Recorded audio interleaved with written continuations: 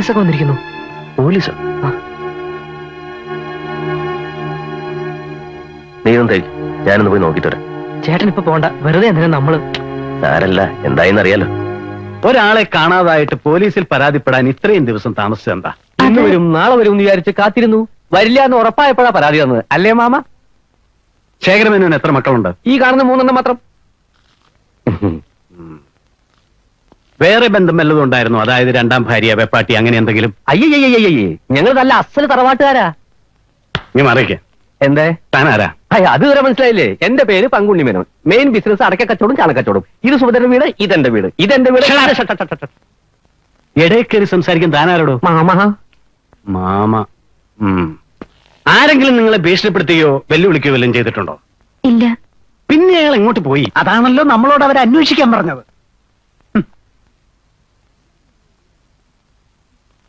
കല്യാണം മുടങ്ങിയത് നിങ്ങളുടെയാണോ? അതെ. കാരണം? ഇടയ്ക്കിടയ്ക്ക് ഇങ്ങനെ കല്യാണം മുടങ്ങി പോകണമെങ്കിൽ കാരണം എന്തെങ്കിലും ഉണ്ടാവണമല്ലോ. അച്ഛൻ ഇഷ്ടമില്ലാത്ത പ്രണയബന്ധം വല്ലതും ഉണ്ടായിരുന്നോ? ഇല്ല. പ്രണയിച്ചിട്ടേ ഇല്ല? വർഗീസേ, വിശ്വസിക്കാൻ ബുദ്ധിമുട്ടാണ്. വളരെ ബുദ്ധിമുട്ടാണ് സാർ. ഒന്ന് വരൂ. കാണരുതാത്ത ചുറ്റുപാടിൽ നിങ്ങളെ ആരെയെങ്കിലും അച്ഛൻ കാണാൻ ഇടയാവുകയോ അതിൽ മനം നൊന്ന് നാടുവിടാൻ തോന്നുകയോ അങ്ങനെ വല്ലതും? സത്യം പറയണം. കുറെ കൂടെ മര്യാദയാവാൻ സംസാരത്തില്. സാർ, ഇതൊരു കുറ്റവാളിയുടെ വീടല്ല. ജീവന് തുല്യം അവർ സ്നേഹിക്കുന്ന അവരുടെ അച്ഛനെയാണ് കാണാതായിരിക്കുന്നത്. നിയമത്തിന്റെ വഴിയിലൂടെ അദ്ദേഹത്തെ എങ്ങനെയെങ്കിലും കണ്ടുപിടിക്കുന്നതിന് പകരം വൃത്തികെട്ട ചോദ്യങ്ങൾ ചോദിച്ച് അവരെ കൂടുതൽ വേദനിപ്പിക്കുകയാണോ വേണ്ടത്? ഒരു പോലീസ് ഉദ്യോഗസ്ഥൻ എന്ന് പറഞ്ഞാൽ പൊതുജനങ്ങളുടെ സേവകനായിരിക്കണം, സുഹൃത്തായിരിക്കണം, ശവത്തിൽ കുത്തുന്നവനായിരിക്കരുത്.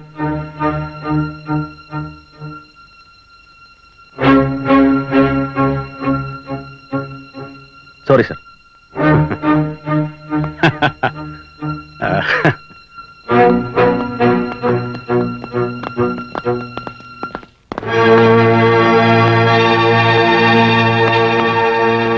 വർഗീസേ. സാർ, നമ്മൾ ഇപ്പൊ വന്നത് ആ ശേഖരമേനോന്റെ കേസ് അന്വേഷിക്കാൻ. അതല്ലടോ. പിന്നെ അയാൾ പറഞ്ഞ ഈ കാര്യമുണ്ടല്ലേ? ഉണ്ടോ? ഉണ്ട്. ശരിയാ, അക്ഷരം പ്രതി ശരിയാ, കാര്യമുണ്ട്. താൻ ജയിപ്പിക്കാറ്. ശരി സാർ.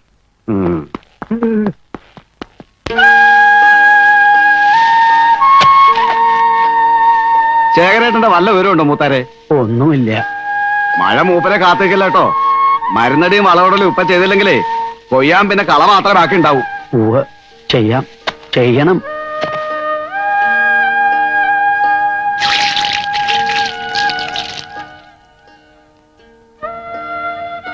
എന്താ ചെയ്യാ? വിള നശിച്ചു പോവില്ലോ മോളെ. ആരോട് കടം വാങ്ങിയ ശീലവുമില്ല. ഗോപികയുടെ ഫീസും കൊടുത്തിട്ടില്ല.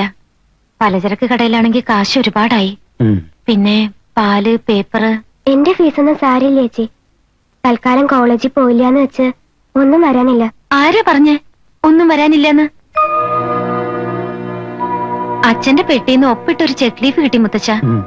ബാങ്കിൽ പോയി നോക്കിയാലോ എന്ന് ആലോചിക്കുക. എങ്കിൽ മുത്തശ്ശൻ പോവാൻ മോളെ. അത് ചെക്ക് ലീഫിൽ തുക എഴുതിയിട്ടില്ലല്ലോ.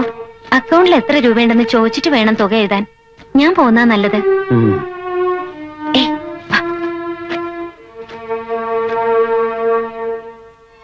മുത്തശ്ശന് സങ്കടാവില്ലേ നീ കോളേജിൽ പോണില്ല എന്നൊക്കെ പറഞ്ഞ? അങ്ങനെയൊന്നും ചിന്തിക്കേ വേണ്ട. ഞാൻ ഇട്ടിരിക്കുന്ന ഈ കമ്മലും വളയും ഒക്കെ ഉണ്ടല്ലോ, അതൊന്നും നിന്റെ പഠിത്തത്തെക്കാൾ വലുതല്ല. അച്ഛൻ വരുമ്പോ എന്നോടാ ചോദിക്ക. ഈ ചെക്ക് ക്യാഷ് ചെയ്യാൻ പറ്റില്ല. അതെന്താ? മിസ്റ്റർ ശേഖരമേനോൻ മിസ്സിംഗ് ആയതുകൊണ്ട് ബാങ്ക് അക്കൗണ്ട് ഒക്കെ മരവിപ്പിച്ചിരിക്കുക. Police case ആയതല്ലേ. ഇത് അച്ഛൻ തന്നെ ഒപ്പിട്ട ലീഫാണല്ലോ. ശരിയാണ്, പക്ഷെ ഡേറ്റ് ഇന്നത്തെ അല്ലേ. ഇത്രയും ദിവസം മുമ്പ് കാണാതായ ശേഖരമേനോൻ ഇന്നത്തെ ഡേറ്റിൽ എങ്ങനെ ഒപ്പിടുമെന്നാണ് മാനേജർ ചോദിക്കുന്നത്. ഒന്ന് സഹായിക്കാൻ പറ്റുമോന്ന് ചോദിക്കൂ. ഞങ്ങൾക്ക് കുറച്ച് അത്യാവശ്യങ്ങളുണ്ടായിരുന്നു. അതൊക്കെ ശരിയാണ്, പക്ഷേ നിയമപ്രകാരം ഈ അക്കൗണ്ട് ഇപ്പൊ ഓപ്പറേറ്റ് ചെയ്യാൻ പറ്റില്ല.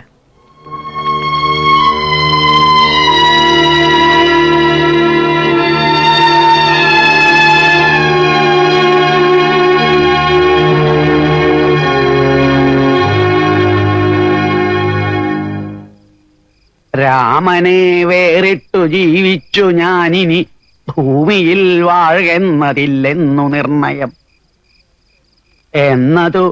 എന്നതു കേട്ടൊരു ഭൃത്യജനങ്ങളും മന്നവൻ തന്നെ എടുത്തു കൗസല്യതൻ മന്ദിരത്തിങ്കലാക്കിടിനാരം നേരം വന്നോരു ദുഃഖേന മോഹിച്ചു വീണിതു.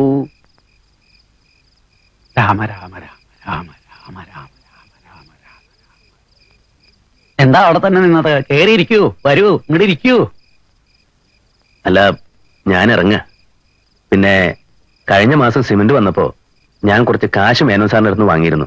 അത് തിരിച്ചു കൊടുക്കാൻ പറ്റിയില്ല. ഇപ്പോഴാ പണം കയ്യിൽ വന്നത്. എന്നാ പിന്നെ അതിവിടെ ഏൽപ്പിച്ചിട്ട് പോകാന്ന് വിചാരിച്ചു. അത് മോളുടെ കയ്യിൽ കൊടുത്താൽ മതി. മോളെ അല്ല, പറഞ്ഞാ മതി.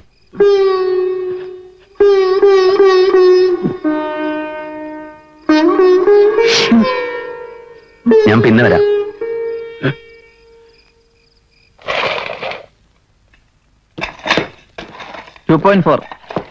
ആ മതി.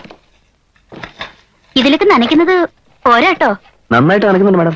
ബാലു, ദാ ബാലു. ബാല് കരിക്കൊണ്ടേ പൈസ. എടാ, ഇവിടേക്കൊന്ന് ശരിക്കും നനച്ചൂടെ? എന്നോട് സിമെന്റ് കൊണ്ടല്ലേ സാർ പറഞ്ഞത്? നീ വേറെ ഒന്നും ചെയ്യണ്ട, നന മാത്രം മതി. ഒന്നുകൂടെ നനയ്ക്കാൻ ഏർപ്പാട് ചെയ്തിട്ടുണ്ട് മാഡം. ചെക്ക് കിട്ടിയില്ലേ? കിട്ടി. അതിന് മാഡത്തിനോട് നന്ദി പറയാൻ കാത്തിരിക്കായിരുന്നു ഞാൻ. മാഡം ഒരാളുള്ളതുകൊണ്ടാണ് ഇതൊക്കെ ഇത്ര എളുപ്പം നടന്നത്.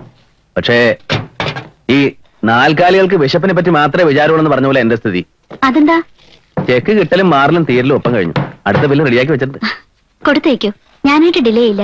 Thank you. തിരുവനന്തപുരത്ത് ചെന്നിട്ട് എന്റെ ചേട്ടനെ വിളിക്കാൻ മിസ്റ്റർ ഹരീന്ദ്രൻ മറന്നു അല്ലേ? ചേട്ടൻ ഹരിയുടെ കോളും പ്രതീക്ഷിച്ചിരിക്കുകയായിരുന്നു. മറന്നതല്ല, മനഃപൂർവ്വം വിളിക്കാഞ്ഞതാ. ഒന്നാമത് ചേട്ടനോട് പറയാൻ മാത്രം എനിക്ക് പ്രത്യേകിച്ച് കാര്യങ്ങളൊന്നുമില്ല. മാരൻ ഡിപ്പാർട്ട്മെന്റ് എഞ്ചിനീയർ, നമ്മൾ തമ്മിൽ ഒരുപാട് അകലമുണ്ട്. തന്നെയുമല്ല, മാഡത്തിന്റെ ചേട്ടൻ എന്നെ ഹോട്ടലിൽ വന്ന് കാണുക എന്ന് പറഞ്ഞാൽ പിന്നെ അത് മതി അഴിമതിയെന്നും കൈക്കൂലിന്നൊക്കെ പറഞ്ഞുണ്ടാക്കാൻ. എല്ലാം കൂടെ ആലോചിച്ചപ്പോ നമ്മളിങ്ങനെ എഞ്ചിനീയറും ഒരു സാധാ കോൺട്രാക്ടറായിട്ട് നിന്നാ മതിയെന്ന് തോന്നുന്നു. അതിനും ഇനി ബുദ്ധിമുട്ടാണ്. ട്രാൻസ്ഫറിനുള്ള പ്രഷർ തുടങ്ങിയിട്ട് കുറെ നാളായിരുന്നു. ഈ നാട്ടിൽ നിന്ന് പോകാൻ വെറുതെ ഒരു മടി. ഇന്നലെ ഞാൻ തീരുമാനിച്ചു, പോയിക്കളയാം. എപ്പോഴായാലും പോകേണ്ടതല്ലേ. ചിലപ്പോ ഇനിയൊരു യാത്ര പറയാൻ പറ്റിയെന്ന് വരില്ല.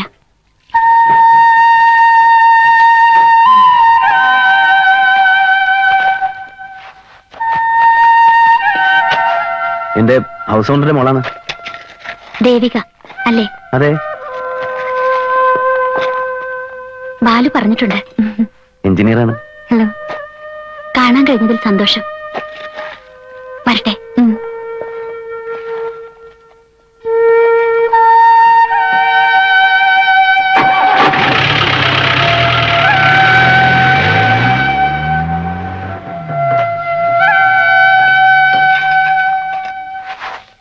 എന്താ വിശേഷിച്ച്?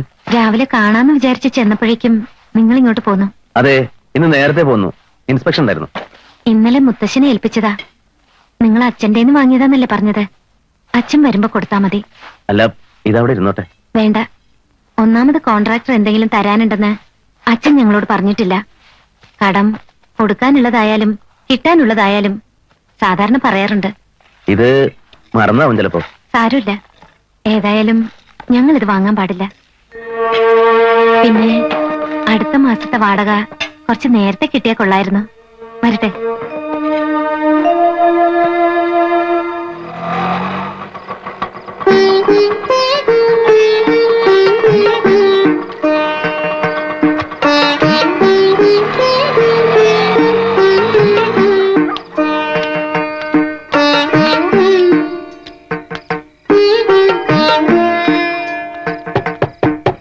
മോളെ, മോൾ. അച്ഛാ,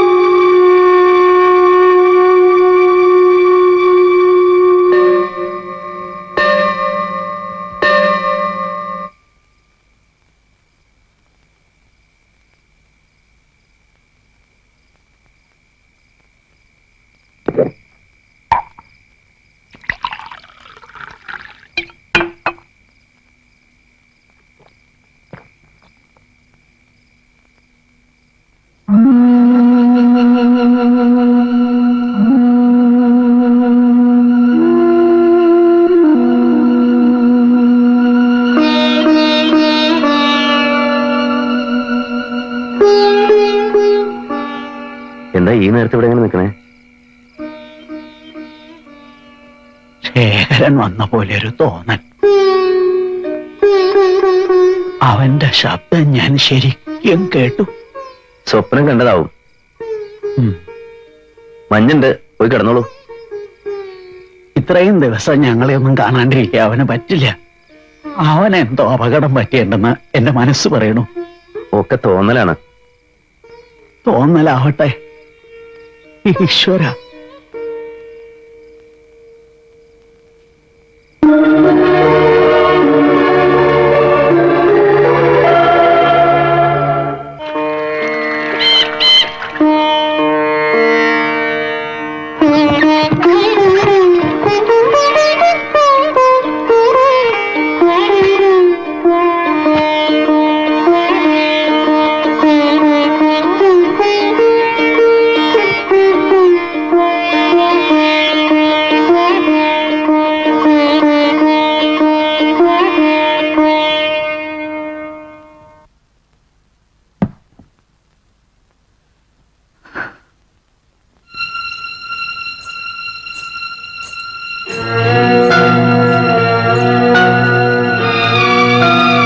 മുത്തശ്ശ,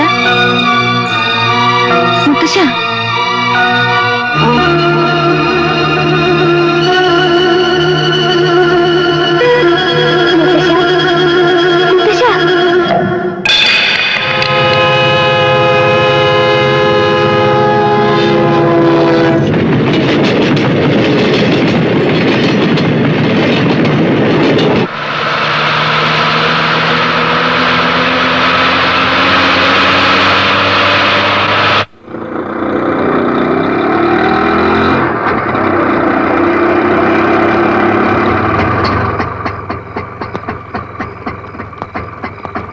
ഈ സർക്കിൾ ഇൻസ്പെക്ടർ സച്ചിദാനന്ദന്റെ ക്വാർട്ടേഴ്സ് എവിടെയാ?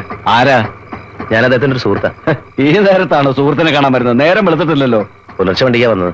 സച്ചിദാനന്ദ് സാർ സസ്പെൻഷനില്ല. ക്വാർട്ടേഴ്സ് ഒക്കെ വിട്ടപ്പോ ലോഡ്ജിലാ താമസം. അയ്യോ, എന്താ കാര്യം? DYSP ആയിട്ട് ഉടക്ക്. ഒരു മാപ്പ് എഴുതി കൊടുത്താ തീരുന്നേ ഉള്ളു പ്രശ്നം. പക്ഷെ സച്ചിദാനന്ദ് സാറല്ലേ ഭയങ്കര പിടിവാശിയില്ല. അല്ല, ഇപ്പൊ ഒന്ന് കാണണമെങ്കിൽ ലോഡ്ജ് ഇവിടെ അടുത്താ. Palace lodge, room number 18. Sachi, Sachi,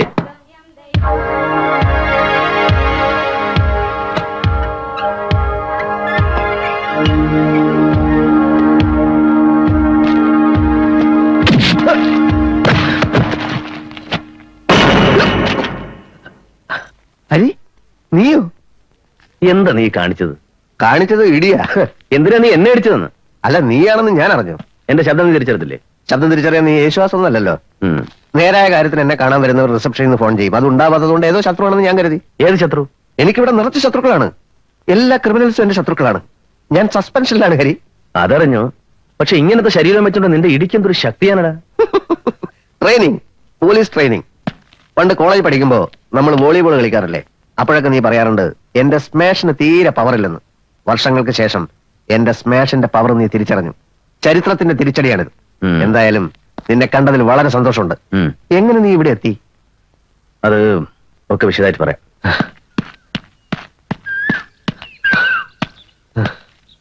ഇങ്ങനെ ശരീരം ഇളകുമ്പോ മനസ്സ് ശാന്തമാകും, ബുദ്ധി ഉണരും.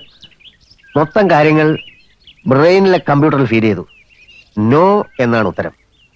ഒരു ബന്ധമില്ലാത്തവരുടെ കാര്യത്തിൽ നീയും ഇൻവോൾവ് ചെയ്യരുത് എന്നാണ് എന്റെ അഭിപ്രായം. അങ്ങനെ പറയരുത് സച്ചി.